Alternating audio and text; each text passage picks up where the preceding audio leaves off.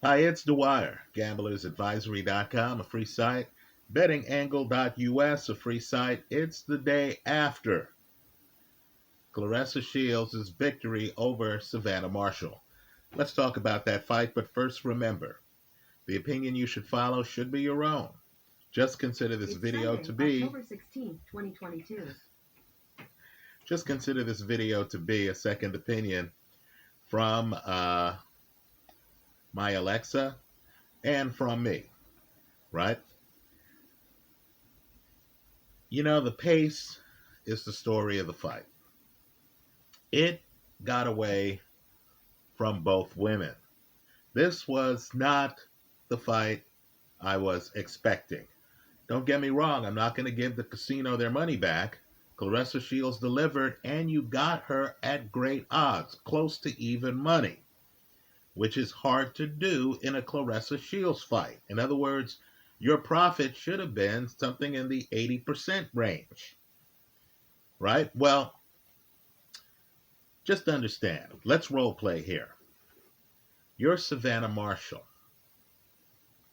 The crowd is your crowd. It's a fever pitch. They're for you, right? Other than her corner, it didn't seem like anyone was rooting for Claressa Shields, at least not on the telecast. Now, you understand, as Savannah Marshall, that you are viewed as the puncher in the fight. You have many more professional KOs than Claressa Shields. You also understand, because you're aware, because you're empathetic, because you're a pro fighter and you're looking for every edge you can get. You understand the crowd wants you to go after Claressa Shields. The crowd's expecting you to show that power, to go for the home run. You want to bring the crowd in the ring with you. You need to give them something. In other words, you're fighting at home. You need to show the home crowd, hey, I hear you. I'm with you. So the opening bell sounds, and Savannah Marshall does just that. She comes across the ring. She throws some big punches. She's pursuing Claressa Shields. She is backing up Claressa Shields. But if you're Savannah Marshall, and let's be real here, you want to please the crowd, but you want to win the fight. You know you're fighting a great fighter with an extremely successful amateur pedigree, including multiple Olympic gold medals, who has previously been undisputed. Right? An argument can be made that Claressa Shields is the most decorated boxer in the sport.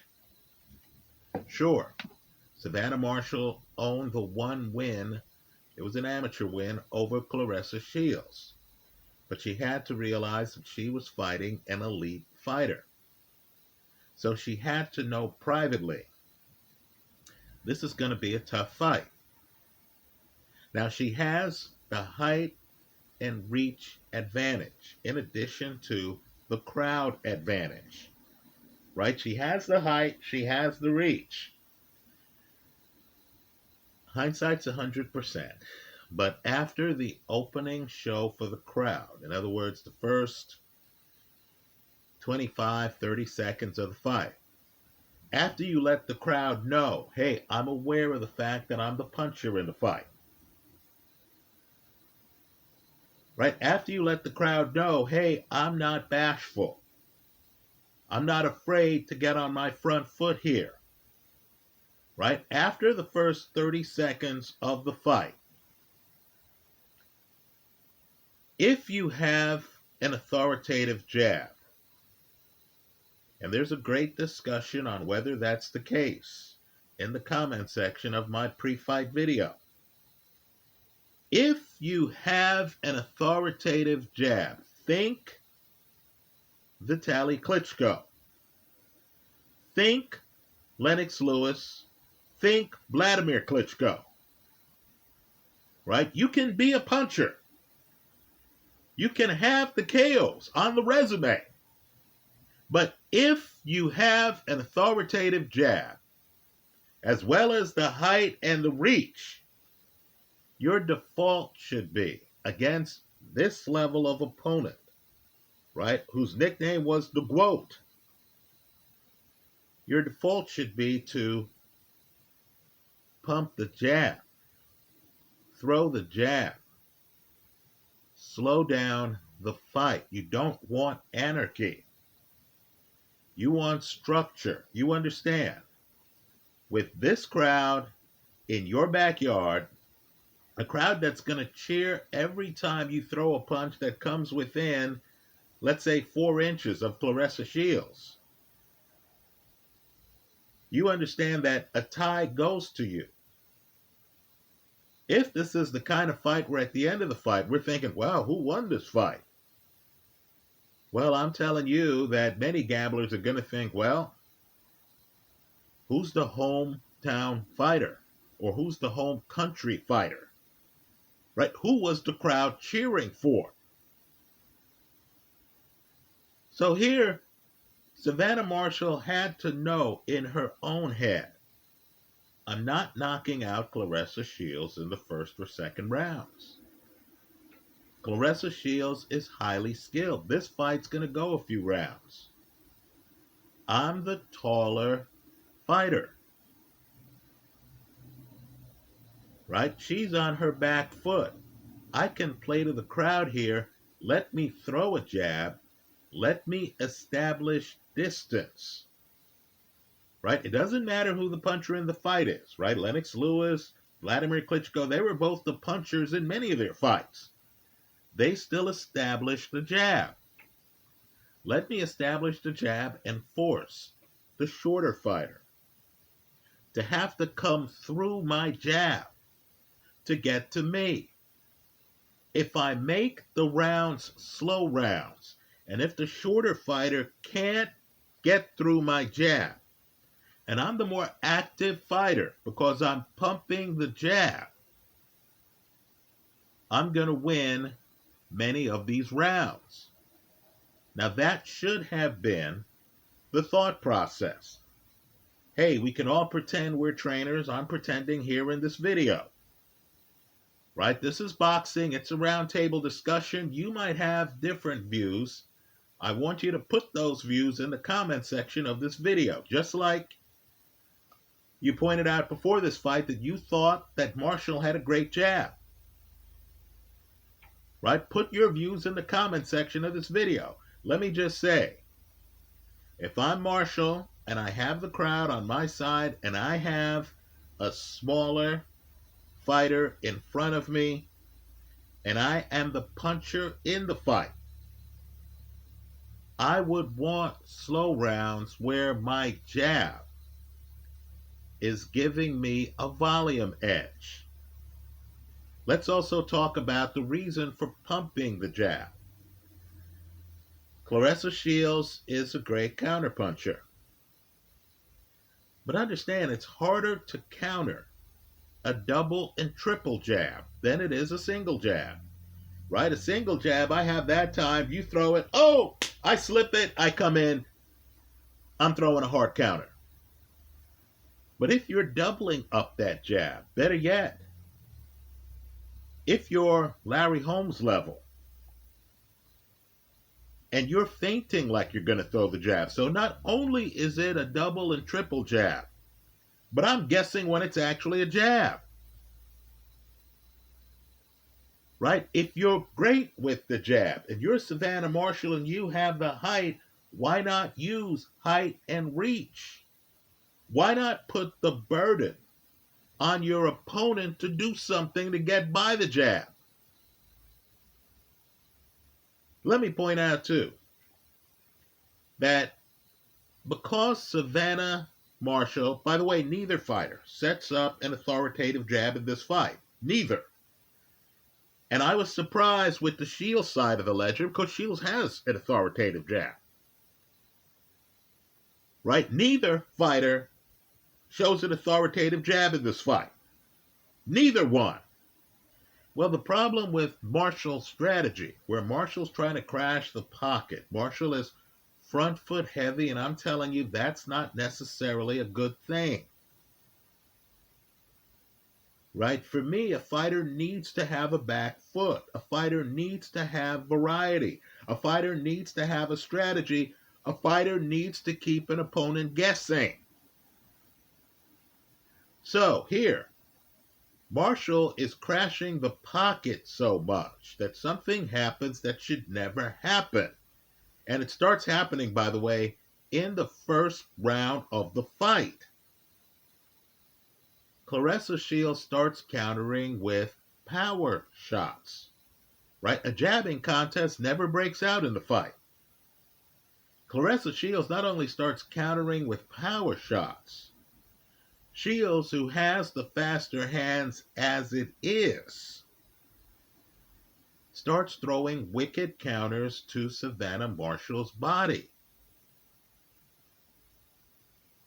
Right now, had Marshall had a different center of gravity, and fighters can't rework themselves for every fight. Right? Savannah Marshall is tall, but she's tilting forward. Had she had the gift of Vitaly Klitschko and could tilt backward, right? Vladimir Klitschko can tilt backward. Then the jab would have been a problem for Claressa Shields, and Shields would have had a hard time reaching Savannah Marshall's body. But instead, the pace of the fight is far ahead of both fighters. A brawl breaks out. And that's when Claressa Shields is able to come in, throw counters to the body, and then, as Marshall, who, like most sluggers, is not defensively blessed, as Marshall tries to move away, she's getting hit with shots. Rather than slow down the fight behind a jab, distance, a lean back, right? A double jab, a triple jab, rather than have slow rounds in front of a crowd who's going to give you all the slow rounds, Savannah Marshall loses control of the fight. And she's giving the faster-handed Claressa Shields a chance to show Shields' hand speed. Right? And so, at the end of 6 rounds, I had Claressa Shields winning at least 4 of the first 6. The first round I talked about earlier, it's breathtaking, right? Savannah Marshall comes forward and she's walking in. But understand, by the middle of that round, literally by the middle of that round, Shields is pivoting and Shields is throwing power shots with hand speed. By the time you get to the end of the round, Shields, as she's walking to her corner, makes a face at the camera, and you understand that she understands that she has the hand speed advantage and that she has landed several crisp body shots. Andre Ward, Timothy Bradley on the ESPN Plus telecast I saw started talking early in the fight. We're talking about second, third round, about Shields' efficiency in landing those body shots and how those body shots were going to take away Marshall's power. I'm telling you, by the end of the 5th round, Marshall looked winded. In other words, sure, in the ring, when she's facing off against Shields, she has the poker face going. Right? Boxing has a lot of poker. But when she's in her corner and she's around her crew, you saw she was exhausted by the 5th round. In other words, the lead up that a great jab gives you, right? The other person's outside. You're throwing the jab. You're able to dictate the timing of the fight. You've dampened their volume. The other person is trying to figure out how to get close to you, how to get past the jab. They're not in your grill deep in the pocket landing counter power shots to your body like Claressa Shields was. So at the end of 6, I had Claressa Shields winning at least four of the first 6 rounds. Now in women's boxing, you only have 10 rounds, even for big fights like this. So you understood, if conservatively, Shields won 4 of the first 6, then Savannah Marshall over the last 4 rounds would have to win 3 of the last 4 just to get a tie. Understand, Savannah Marshall, if she's down 4-2 in a women's boxing match after 6, she would have to sweep the last 4 rounds to get the win. Because if Claressa Shields won 1 more round, then it would be 3-1. Savannah would just be making up the 2 rounds she's down. Now, Savannah does make a little bit of a comeback, but I thought Claressa Shields won 2 of the last 4 rounds. When I heard the scorecards, the wider scorecards, the minute you heard them before they announced the decision, you understood Claressa Shields had won the fight. Because the only way Savannah Marshall could have won the fight is if it was razor close. Let's talk about a blown opportunity. And I want you to think about the Rumble in the Jungle, Foreman Ali. Now, as I've said here previously, in that fight with Ali hanging out by design by the ropes, right, had Foreman who's throwing the volume. Right? He's the one who is making the action happen. Had Foreman just motioned to Ali, not gone over to the ropes to engage Ali, but just motioned to Ali, hey player, I'm here in the middle of the ring. Come on over here and fight me over here. Right? Had Foreman done that, gotten Ali off the ropes, Foreman would have been much better off. Now here, the pace gets away from Claressa Shields. Understand, both fighters fight far from perfect fights. So Claressa Shields needs to take breathers during the round. So there's a moment in the middle of rounds where Claressa Shields, by design, goes over to the ropes. Right, folks? It's shocking. Right? So my point to you is, when a fighter is going over to the ropes by design, by the way, you knew it was by design because Claressa Shields would always get off the ropes before the end of the round. In other words, this wasn't the fighter who got hit with some shots and is over by the ropes because they can't be anyplace else in the ring. No, this is the KG vet. This is the Ali type mindset. This is Floyd against Marcus Maidana. Right? This is the fighter who says, you know what, I'm going to take a breather. This is Canelo against Kovalev in one of their rounds. This is the fighter who decides, okay, you know what, I'm going to take this round off, and I'm going to be over by the ropes. Well, with Claressa Shields, the pace of the fight is so out of control for both fighters, both of them, that Claressa Shields decides she's going to take parts of the round off. This is really Canelo against Alfredo Angulo, if you remember that fight. Now, your Savannah Marshall, the fight's in your backyard. At that point, do you want to follow the GOAT over to the ropes where she wants to be, knowing that Claressa Shields is still completely alert. In other words, you follow her over to the ropes, she's going to be blocking shots. She's going to be defensively savvy. Right? Again, this is not the hurt fighter over by the ropes by necessity. No, this is the tired fighter who, of all the places in the ring, wants to be over by the ropes to conserve energy. Had Savannah Marshall, knowing that the crowd was cheering for everything she did,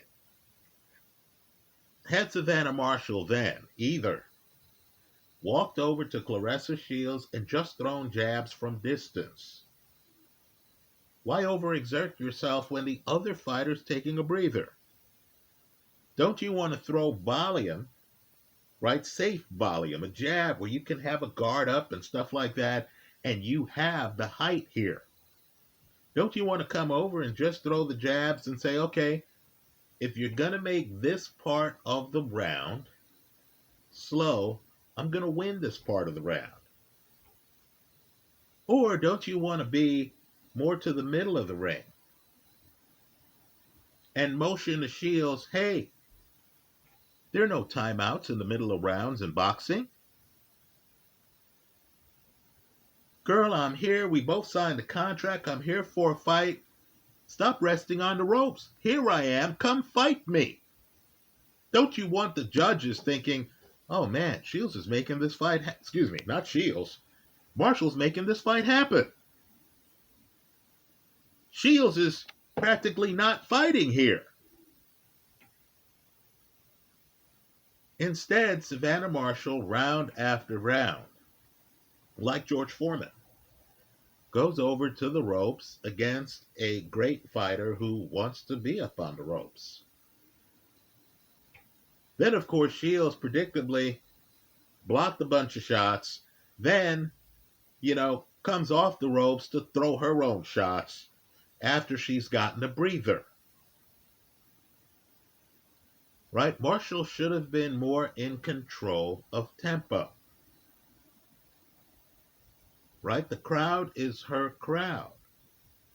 If she's the one, as it was, Shields threw about 40 more punches than Marshall. Right? That's 4 punches a round. That's even with Shields taking breathers. Right? Marshall could have easily upped her punch count by staying outside and shooting a jab. Use your height, use your length. So, Shields was able to pull this off. I'm sure Marshall now is realizing, I should have used my length. I should have thrown double, triple jabs. I should have been more back foot oriented. Right? When Shields steps in and she's trying to counter to the body, Marshall's body shouldn't have been there. Right? Boxing's not all about coming in and emptying the tank and having anarchy and having a fast pace. No, boxing in part is about restraint. Knowing when to be defensive, knowing when to be on your back foot, knowing when, even when you're the big puncher in the fight, to work behind the jab. Right? I mean, folks, as tall as Vitaly Klitschko was, he was harder to find in fights for an opponent than is Savannah Marshall. Right? If you have the height, if you have the jab, if you're fighting a shorter fighter, if the crowd is with you watching what you're doing, don't you want to force Shields to have to find you, to have to get through your jab? Also, you know what happens? You know the great fighters, right? Think of Vladimir Klitschko's 1-2. Right? He throws a jab really to set up the right hand behind the jab. Didn't you want Shields dealing with a jab to the point where when she gets by the jab, you have the right hand ready? Now, as for Claressa Shields, I'll say this. I know it was an emotional fight. I get that. I know you had a statement to make. I get that. I understand the emotions are flowing. I understand you would have fought Savannah Marshall, the one woman to beat you in the amateurs, anywhere on the planet. I get that. But emotions got the best of her. Where was the jab? Right? Why was she? And I know Shields is usually on her front foot. But as she told you in the post-fight interview, Savannah Marshall can punch. Right? Why was Shields always throwing power shots, making this fight a rough and tumble affair? If Marshall's predictable and coming forward, right? If you're Shields and you have the quicker reflexes, the quicker hands, you're, dare I say, the better athlete. Shouldn't she have stuck and moved more? That's the fight I was expecting. Instead, this fight became blood and guts. Is that what you want to fight against a puncher to be? If you're fighting Mike Tyson, isn't the path to victory the Buster Douglas path, right? You're throwing a jab. He gets desperate and tries to slip the jab. Oh, here's the uppercut. Right? You have tricks behind the treat, right behind the jab. Isn't that the way you beat a Mike Tyson? Who fights Mike Tyson thinking, okay, let me get deep in the pocket and trade with this brother, trade with this puncher? Well, that's what Claressa Shields did. I thought she took unnecessary risks. I thought the history between the two women got the best of her. You knew by the third round, this is a murderous pace. You saw Shields taking parts of rounds off by the ropes and you thought, well, that makes sense because the pace has gotten away from both fighters. Given that Savannah Marshall wasn't keeping anyone guessing, right? Even her rhythm had you knowing where she was going to be, right? She bounces the same way every time. This isn't Roy Jones. She wasn't coming in there and flexing where you don't even know where the entry point is. Here, you knew when Savannah Marshall was coming forward. You mean to tell me against this opponent, Shields couldn't have made this an easier fight? So, really, the star of this fight was the pace. It was astonishing. And, of course, it was the emotions. Right? Let's drop the poker faces. Savannah Marshall is completely tired by the end of the fifth round. Shields is completely tired by the end of the sixth round. Right? And is taking breathers predictably about, let's say, 50 seconds into rounds. Right? I thought the fight was intense. I thought the right woman won. I thought Shields won the fight, let's say 7-3-ish. Right? I thought the unanimous decision was appropriate. Right? I thought Savannah Marshall, and I know the crowd loved it, made a mistake in playing too much to the crowd and in having the fight be too much of a free-for-all. Had she just worked behind a jab, had she come in when Shields is resting by the ropes and just peppered Shields with jabs, had she called Shields to the middle of the ring, she could have made this fight closer to a 5-5 fight, and then the judges could have shaded the fight, as they often do in boxing, in favor of the home country fighter. right? I'll close with this. Ali is fighting Jimmy Young. Now keep in mind, Young's interesting because Young beats Foreman. I would argue Young should have been awarded the Ali fight, right? Ali goes over by the ropes, just like Clarissa Shields does here.